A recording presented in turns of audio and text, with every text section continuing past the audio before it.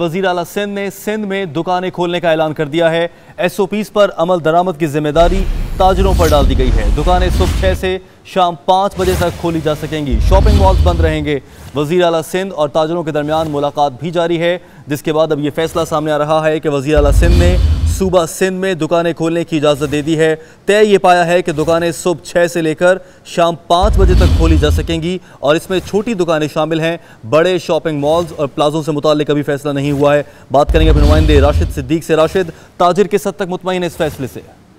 जी शुक्रिया। वज़ीर आला सिंध और ताजिरों के दरमियान मुलाकात का सिलसिला अब भी जारी है, लेकिन मुलाकात में कोई बड़ा ब्रेक थ्रू जो है वो सामने नहीं आ सका दुकानें खोलने के हवाले से, क्योंकि वज़ीर आला सिंध की जानिब से जो 3 रोज कबल प्रेस कॉन्फ्रेंस में ऐलान किया गया था कि छोटे दुकानदार अपनी दुकानें खोल सकते हैं, वही ऐलान जो है अब तक इस इजलास में जो है वो सामने आया है। ताहम शॉपिंग मॉल्स और दीगर जो बड़े कारोबारी जगहें होती हैं उनको फिलहाल बंद रखने का ही हुक्म बरकरार है। इस हवाले से जो वज़ीर आला सिंध के तर्जुमान उनकी जानिब से जो अब तक की जो बातचीत के हवाले से कहा गया, उसमें कहा गया कि वज़ीर आला सिंध ने ताजिरों को बताया कि हमने ये तमाम तर फैसले लॉकडाउन के इंतहाई मुश्किल में किए थे। हमें अंदाजा था कि इस लॉकडाउन की वजह से ताजिरों और खुसूसन जो योमिया बुनियाद पर लोग काम करते हैं उनको शदीद मुश्किलात का सामना करना पड़ेगा। इसके साथ साथ कराची के ताजिरों ने भी जो है वज़ीर आला सिंध को अपनी मुश्किलात से आगाह किया कि कारोबार की बंदिश की वजह से उनको कितना माली नुकसान हुआ है। इसके साथ साथ इजलास में जो है ताजिरों की जानिब से तजावीज़ात भी जो है वो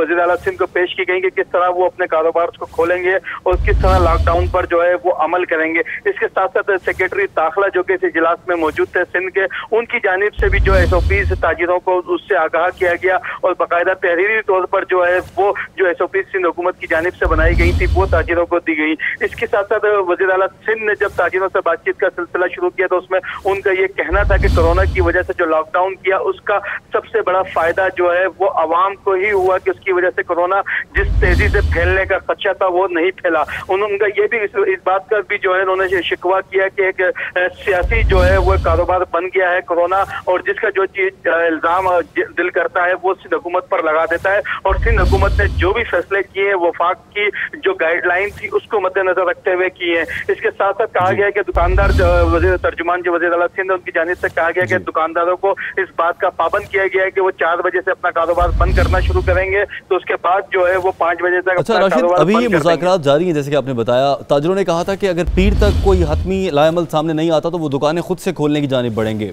उस हवाले से क्या इत्तलात हैं?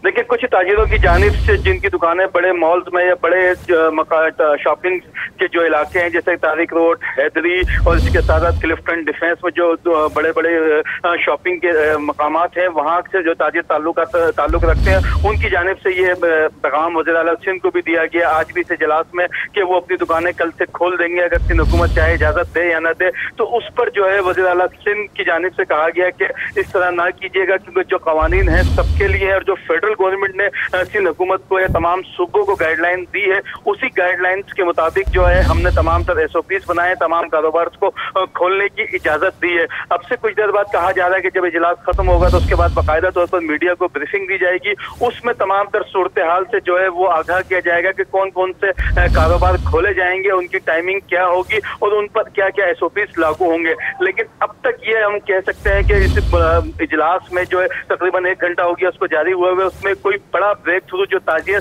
ठीक है। तो फिलहाल ये कहा जा सकता है कि सिंध हुकूमत और सिंध के ताजिरों के दरमियान इस मामले पर डेडलॉक बरकरार है, ताहम इजलास जारी है। राशिद, आपका बहुत शुक्रिया।